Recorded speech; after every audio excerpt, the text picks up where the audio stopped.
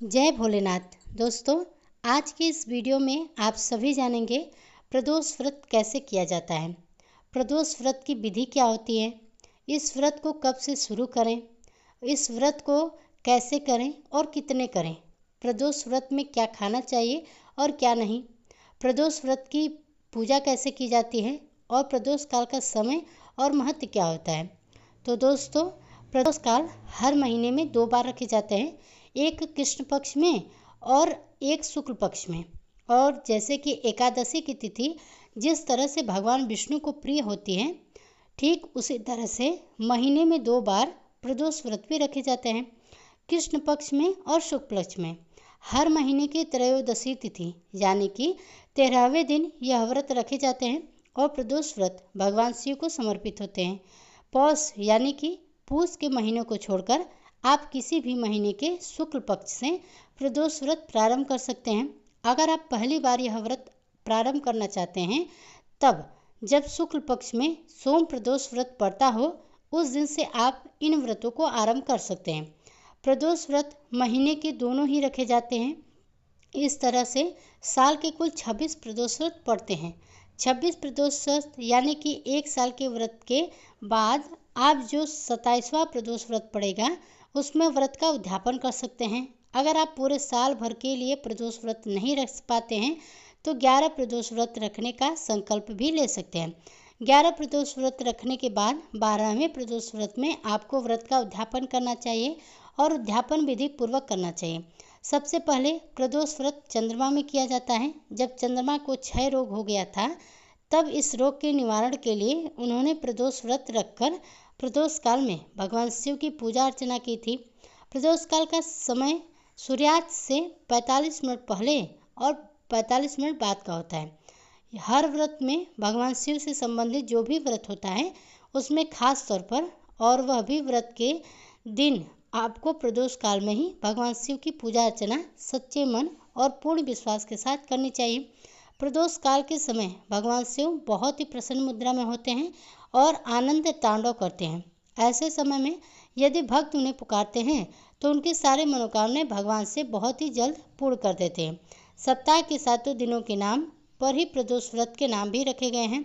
सभी व्रतों का महत्व अलग अलग होता है, उनका फल भी अलग अलग होता है, लेकिन पूजा विधि सबकी एक समान होती है।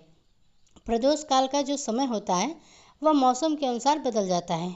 इस प्रकार से आपको जब भी व्रत रखना हो, तो उस दिन के सूर्यास्त के समय के बारे में आपको जरूर पता होना चाहिए। रविवार को जो प्रदोष पड़ता है, उसे रवि या फिर भानु प्रदोष कहते हैं। इस दिन नियम पूर्वक व्रत रखने से जीवन में सुख शांति और लंबी आयु प्राप्त होती है। रवि प्रदोष व्रत का सीधा संबंध सूर्य देवता से होता है, इसलिए चंद्रमा के साथ साथ सूर्य भी आपके जीवन में सक्रिय रहता है। रवि प्रदोष व्रत रखने से समाज में नाम, यश और सम्मान भी मिलता है। अगर आपकी कुंडली में अपयश के योग हो, तो आपको रवि प्रदोष व्रत जरूर करना चाहिए। साथ ही व्रत रखने से सूर्य संबंधी सभी परेशानियां भी दूर हो जाती हैं। सोमवार के दिन पड़ने वाले प्रदोष को सोम प्रदोष कहते हैं। इस व्रत को रखने से इच्छा अनुसार फल मिलता है। किसी भी कुंडली में अगर चंद्र ग्रह खराब हो, चंद्र दोष हो, तब ऐसे लोगों को सोम प्रदोष व्रत रखना चाहिए, जिसके जीवन में शांति बनी रहेगी। अक्सर लोग संतान प्राप्ति की कामना से भी सोम प्रदोष व्रत रखते हैं। इस व्रत को रखने से संतानहीनता दूर होती है। संतान से संबंधित कोई भी परेशानी यदि आपके जीवन में है, तो वो भी समस्या दूर होती है। मंगलवार के दिन पड़ने वाले प्रदोष को भौम प्रदोष भी कहते हैं। इस दिन स्वास्थ्य से संबंधित तमाम तरह की परेशानियों से मुक्ति पाई जा सकती है। विधिवत पूजा करने से रखने से कर्ज से मुक्ति मिलती है। बुधवार के दिन पड़ने वाले प्रदोष को सौम्यवारा या फिर बुध प्रदोष व्रत कहते हैं। इस व्रत को शिक्षा और ज्ञान प्राप्ति के लिए किया जाता है और जो भी मनोकामना है, उसे मन में लेकर आप यदि इस व्रत को रखते हैं, तो वह मनोकामना भी आपकी भगवान शिव पूरी करते हैं। गुरुवार के दिन पड़ने वाले प्रदोष को गुरु प्रदोष करते हैं। अगर आपकी कुंडली में बृहस्पति ग्रह नीच भाव में है, अशुभ प्रभाव दे रहा हो, तब ऐसी स्थिति में परिवार में बहुत ज़्यादा कलह क्लेश होता है और पितर भी नाराज रहते हैं। तब पितरों का आशीर्वाद प्राप्त करने के लिए और बृहस्पति ग्रह के शुभ प्रभाव को प्राप्त करने के लिए गुरु प्रदोष का व्रत करना चाहिए। अक्सर यह प्रदोष व्रत शत्रु और खतरों के नाश के लिए भी किया जाता है। यदि आपके आसपास आपके विरोधी आपको बहुत ज़्यादा परेशान करते हों, तब आपको गुरु प्रदोष व्रत रखना चाहिए। शिक्षा प्रतियोगिता से जुड़े हुए लोगों को हर काम में सफलता प्राप्त करने के लिए भी इस व्रत को रखना चाहिए। शुक्रवार के दिन पड़ने वाले प्रदोष को शुक्र प्रदोष या फिर वग्रवारा प्रदोष कहते हैं। जीवन में सुख और सौभाग्य की प्राप्ति के लिए इस व्रत को रखा जाता है। सौभाग्य अगर है तो धन और संपत्ति तो खुद ही मिल जाती है। शुक्र प्रदोष व्रत रखने से जीवन में हर काम में सफलता भी मिलती है। शनि प्रदोष व्रत जो कि शनिवार के दिन आता है, इस व्रत को रखने से योग्य और भाग्यशाली पुत्र की प्राप्ति होती है। अक्सर लोग इसे शनिदेव की कृपा पाने के लिए भी रखते हैं। शनि प्रदोष व्रत रखने से भगवान भोलेनाथ के साथ ही शनिदेव की भी कृपा प्राप्त होती है। प्रदोष व्रत प्रारंभ करने के लिए जब पहली बार आप व्रत रख रहे हों, तब उस दिन आपको सुबह जल्दी उठकर स्नान आदि से निवृत्त होकर साफ स्वच्छ हल्के वस्त्र रंग के पहनने चाहिए। पूजा में काले, नीले या भूरे रंग के वस्त्रों का प्रयोग नहीं करना चाहिए। सबसे उत्तम और शुभ रंग माना जाता है सफ़ेद या फिर हल्का गुलाबी। वैसे तो आप प्रदोष व्रत की पूजा अपने घर में भी कर सकते हैं, लेकिन अगर आपके आसपास शिव मंदिर में जाकर पूजा करना संभव हो तो आप वहां पर जाकर पूजा जरूर करनी चाहिए। पहले दिन व्रत प्रारंभ करते समय हाथ में जल, पुष्प और अक्षत लेकर व्रत रखने का संकल्प किया जाता है। संकल्प आपको अपना नाम, अपने कुल, अपने गोत्र का नाम बोलते हुए और फिर जिस महीने के जिस पक्ष से जिस दिन पड़ने वाले प्रदोष व्रत आप रखना चाहते हैं, आप उसका नाम लेते हुए आपको संकल्प लेना चाहिए। संकल्प लेते हुए आपको किस प्रकार से इस व्रत को रखना है, जल और फल के साथ में या निर्जल रखकर या केवल जल पीकर, उसका संकल्प भी आपको लेना है। पहले व्रत में आप जो भी नियम अपना लेते हैं, फिर सभी व्रतों में उन्हीं नियमों का पालन आपको करना होगा। प्रदोष व्रत में जहाँ तक हो सके नमक का सेवन करने से बचना चाहिए। इस व्रत में केवल मीठा भोजन ही किया जाता है।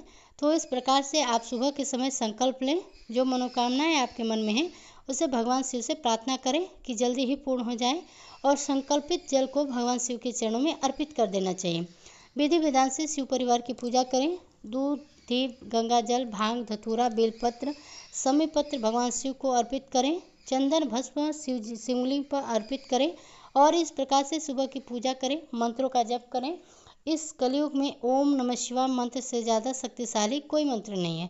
इसलिए सच्चे मन से, अगर आपके पास रुद्राक्ष की माला है तो रुद्राक्ष की माला से नहीं तो आप मन में भी 108 बार ओम नमः शिवाय मंत्र का जप कर सकते हैं। जप करने के बाद व्रत की कथा जरूर पढ़नी चाहिए और सुननी चाहिए। सबसे अंत में आरती करें और भोग में भगवान को मौसमी फलों का भोग लगाएं। फिर सारा दिन उपवास रखने के बाद व्रत के दिन ज़्यादा बोलने से बचना चाहिए। क्रोध नहीं करना चाहिए। लहसुन, प्याज, मांसाहार का सेवन घर के सदस्यों को भी नहीं करना चाहिए। किसी प्रकार का झूठ, चोरी, पाप, नशा इत्यादि नहीं करना चाहिए। दिन भर उपवास रखने के बाद शाम को एक बार भी फिर से स्नान करके या फिर साफ वस्त्र धारण करके मुंह हाथ खुला करके आपको प्रदोष काल के समय भगवान शिव की पूजा करनी चाहिए। धूप दीप जलाकर विधि विधान से बिल्कुल वैसे ही पूजा करनी है जैसे कि आपने सुबह के समय किया है। शाम के समय आप अखंडित चावल से बनी खीर का भोग या चूरमे या मीठे दलिए का भोग भगवान को अर्पित करके उसी को प्रसाद के रूप में ग्रहण कर सकते हैं। इसी प्रसाद में से आपको एक हिस्सा गौ माता के लिए निकाल के रखना होता है और दूसरा हिस्सा स्वयं ग्रहण करना चाहिए। प्रदोष व्रत में भगवान शिव के मंदिर में आपको चौमुखा दीपक जलाना चाहिए। आटे का दीपक जलाकर यदि पूजा की जाए तो कहते हैं कि जो मनोकामनाएं आपने भगवान शिव से मांगी हैं वह पूर्ण होने में बहुत ही जल्दी शीघ्र पूर्ण हो जाती है।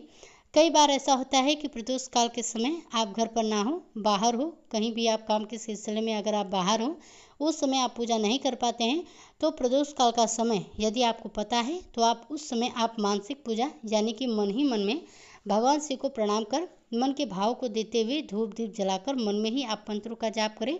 मानसिक पूजा भी कर सकते हैं और भगवान से क्षमा याचना कर सकते हैं कि आप प्रदोष काल के समय भगवान शिव की पूजा नहीं कर पा रहे हैं, इसके लिए भोलेनाथ आपको क्षमा करें। उसके बाद जब भी आपके पास समय हो, प्रदोष काल यदि बीत जाता है, तब आप विधि विधान से पूजा करके अपना उपवास खोल सकते हैं। नमक का सेवन अगले दिन करना चाहिए। अगले दिन सुबह को विधि विधान से पूजा करके फिर आपको जो भी शुद्ध सात्विक उसका भोग भगवान को लगाकर खुद ग्रहण करना चाहिए।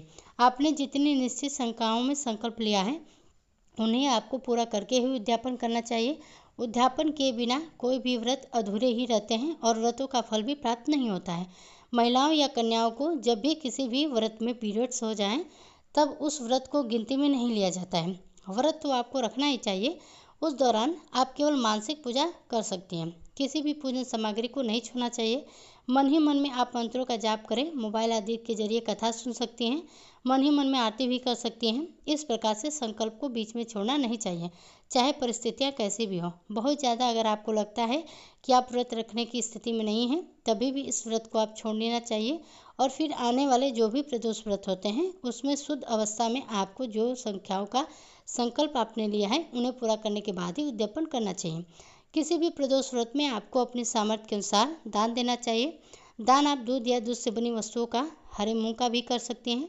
इसके अलावा आप धन, वस्त्र या फिर जो भी कुछ आपके सामर्थ्य में हो, भूखे लोगों को भोजन कराना या फिर किसी को ज़रूरतमंद को सामान देना, उन्हें दान में दे सकती हैं। वह काम भी आप कर सकती हैं। दान देने से व्रत की पूर्णता होती है। प्रदोष काल के समय भगवान शिव को अबीर गुलाल अर्पित करना चाहिए। एक मुट्ठी हरे मूंग भगवान शिव को, एक मुट्ठी हरे साबुत मूंग आपको नंदी जी को अर्पित करने चाहिए। प्रदोष व्रत में पूरे शिव परिवार की पूजा का विधान है। भगवान शिव और माता पार्वती के साथ ही भगवान गणेश और कार्तिकेय जी, नंदी जी की भी पूजा करें और विधि विधान सब का पूजन करने के बाद ही आपको अपना उपवास खोलना चाहिए। यह थी प्रदोष व्रत से संबंधित जानकारी। आज की यह वीडियो आपको कैसी लगी? अगर वीडियो पसंद आई हो तो वीडियो को लाइक कीजिएगा। किसी तरह का और भी प्रश्न है तो आप हमसे कमेंट बॉक्स में कमेंट करके पूछ सकते हैं। अगर चैनल पर मेरे पहली बार हैं तो चैनल को सब्सक्राइब कीजिएगा। साथ ही कमेंट बॉक्स में ओम नमः शिवाय, हर हर महादेव जरूर लिखिएगा।